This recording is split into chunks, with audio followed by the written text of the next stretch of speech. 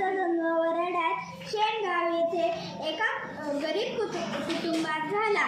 आई बापांनी त्यांचे नाव डेबू ठेवले. डेबूच्या लहानपणी वडील वारले, त्यामुळे आई डेबूला घेऊन आपल्या भावाकडे येऊन राहिली. डेबू मामाच्या शेतावर कष्ट करू लागला. काम करताना मनापासून करण्याची हौस होती.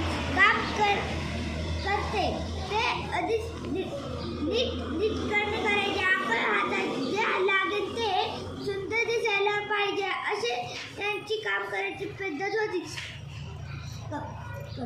काबड करण्याचे असंख्य लोक असते. त्यांचे दुःख दारिद्र्य पाहून त्यांचे जीव तटत होते. तो ज्या समाजवादता होता त्या समाजातील लोकांचे वागणे त्यांना आवडत नव्हते. ते लोक त्यामुळे कर्जबाजारीचे होते. ते रुग्ण काढून सण करत होते. रोगराई झाली तर औषध न घेता देवाला नवस करत होते. कोंबडे बकरे यांचे बली देत होते. डेबूला हे आवडत नव्हते. लोकांनी चांगले वागावे म्हणून तो त्यांना जीव तोडून सांगत होता. भल्यासाठी जीव तोडून राबणे. डेबू एक वेगळ्या अणू आला. 4 चांगले गोष्टी सांगितले तरी आपले कोणीही ऐकले नाही. आपले शब्द वजन नाही. आई आपल्यासाठी राबवते कष्ट ते म्हणून आपले तिचे ऐकावे. संत गाडगे महाराजांनी मनाशी ठरवले की मी इतका कष्ट करीन की मी न बोलताही लोक माझे ऐकतील, त्याचे सुधारणा होईल. वयाच्या 29व्या वर्षी गाडगे बाबांनी घरदाराचा सगळे सोयऱ्यांचा त्याग केला. सगळी माणसं हे आपले सगळे सोयरे, सगळे विश्व हेच आपले घर असे मानून ते वावरू लागले. गावोगाव भजन कीर्तन करत ते फिरू लागले. समाजात लोकांना जे दोष दिसत ते जणू आपलेच आहेत, त्याबद्दल आपण दंड भोगायला पाहिजे अशी त्यांची भावना होती.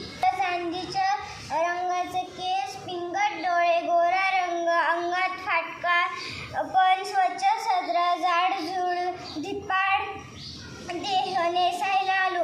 एक लुंगी, एका पायात कपड्याचा बूट तर दुसरा पाय अनवणी, हातात एक काठी एक गाडगे हात सदा नमस्कारासाठी जोडलेले पण दुसरा लागला की ते पसरत होते. त्यांच्याजवळ सतत गाडगे असायचे म्हणून लोक त्यांना गाडगे महाराज म्हणत. घर सोडल्यानंतर कुणाच्या घरी ते जवळ येत नाही. भिक्षा मागायची अन गाडग्यात ते पडल ते खायचे. त्यांनी कधी धड कपडे वापरले नाहीत. चिंध्या घातल्या, पांघरल्या, झोपला फक्त एक तरट किंवा घोंडी अशाला कडे भीक मागायला जावे तर त्याने म्हणावे, तू तर चांगला धडधाकट आहेस, माझ्या घरची लाकडे फोडून दे, मग देतो तुला भाकर. बाबांनी म्हणावे, त्या कुऱ्हाड हाती आली की घनघन ढुलप्या पाडून घाम गाळावा. मालकाने भाकर आणायला घरात जावे तोवर बाबांनी कुऱ्हाड ठेवून पत्ता लागायचा नाही.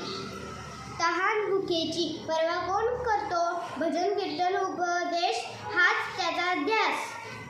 गाडगे बाबांच्या कीर्तनाला 10,000 लोक जमू लागले. त्यांच्या पायावर डोके ठेवायला लोकांची झिम्मड उडू लागली. ते कुणाला पाय पडू देत नसत. कीर्तन संपले रे तर गर्दीत पळ काढून निघत जात. लोकांचे सद्गुण शिकावे, माझ्या पाया पडून उपयोग नाही असे त्यांचे म्हणणे होते. असे कीर्तनात ते सांगायचे काय?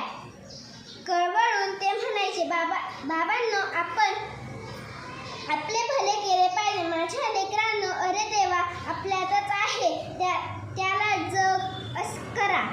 हा गाडगे बाबांनी पायाखाली घातली. बाबांचा एक नियम होता, तो करत त्यांनी अखेरपर्यंत पाळला. ज्या गावी ज्या वस्तीत ते जात तिथे खराटे फावडी घमेला मागवत मग सर्व गाव झाडून स्वच्छ होईल.